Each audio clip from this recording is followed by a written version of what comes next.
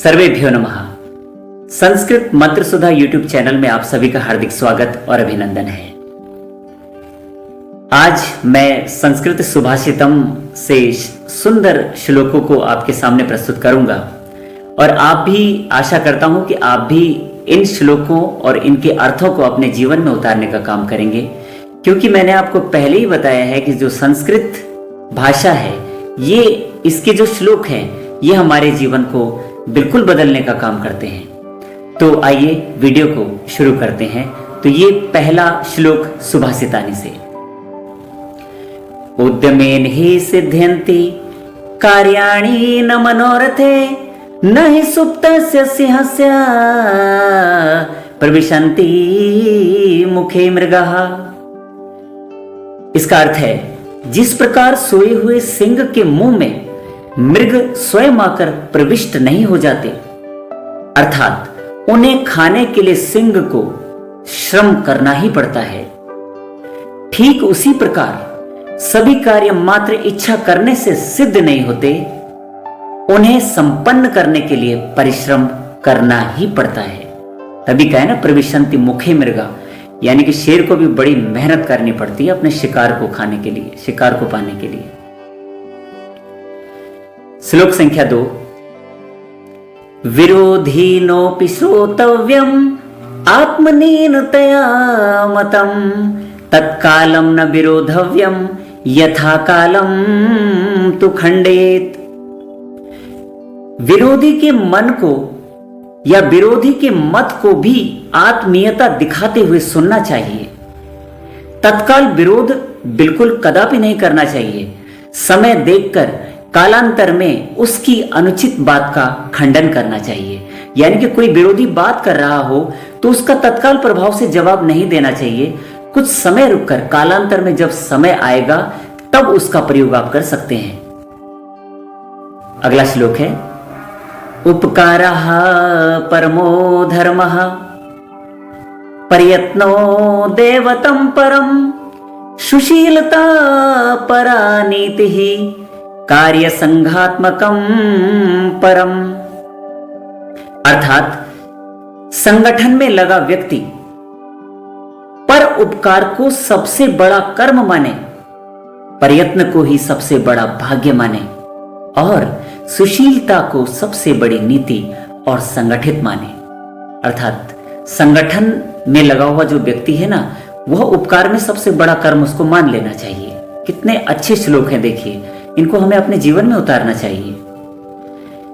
अगला श्लोक है, त्रेतायं मंत्रम शक्तिश्च ज्ञान शक्ति कृते युगे द्वापरे युद्धा शक्तिश्च संग शक्ति कलयुगे।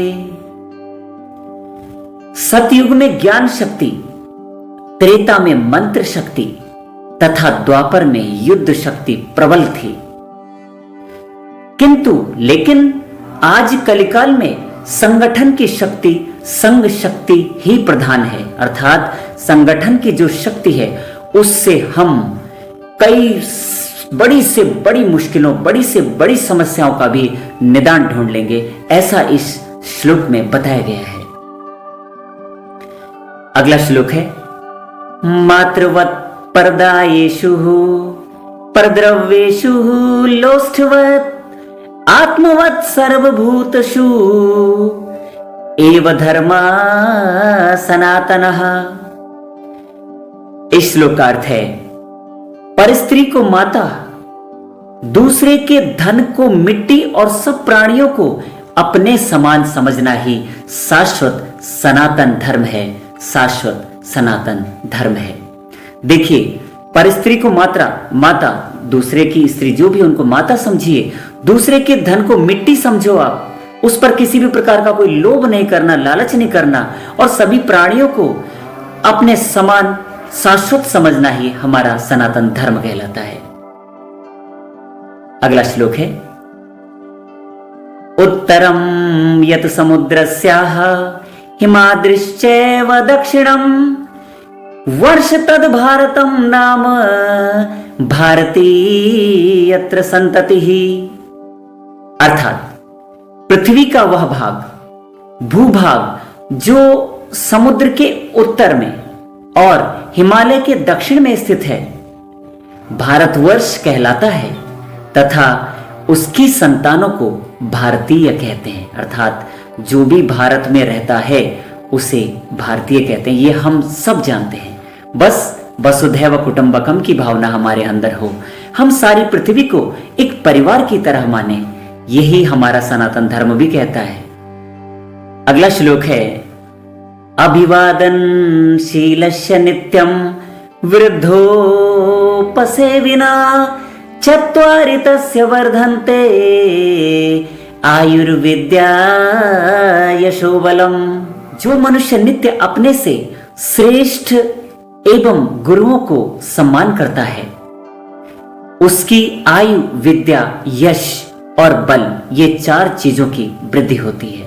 इसलिए अपने बड़ से बड़ों का हमेशा हमको आदर करना चाहिए, क्योंकि कहते हैं ना, हमारे पुराने दादा परदादा दादा लोग कहते थे कि बेटा सेवा से ही मेवा मिलती है।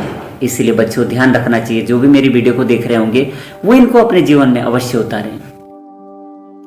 अगला श्लोक है, उद्योगे नास्ति दरिद्रयम जपो नास्ति पातकम मौने च कलहो नास्ति नास्ति जगरतो भयम। उद्योग करने पर दरिद्रता नहीं रहती, भजन करने पर पाप नहीं लगता, चुप रहने से झगड़ा नहीं बढ़ता, जागते मनुष्य को किसी भी प्रकार का भय और डर नहीं रहता, वो हमेशा निर्भय होकर के जीता है। अगला श्लोक है, न चौरहार्यम न च राजहार्यम न भ्रातृभाज्यम न च भारकारी वे कृते वर्धते एव नित्यम विद्याधनम सर्वधनम प्रधानम। विद्या रूपी धन को न तो चोर चुरा सकता है, न तो राजा हरण कर सकता है, न भाइयों में बांटा जाता है, ना ही भार को बढ़ाता है, ना ही भार होता है। जितना खर्च करेंगे उतना बढ़ता है। इसलिए विद्या सभी धनों में सर्वश्रेष्ठ धन है। विद्या सभी धनों में सर्वश्रेष्ठ धन है।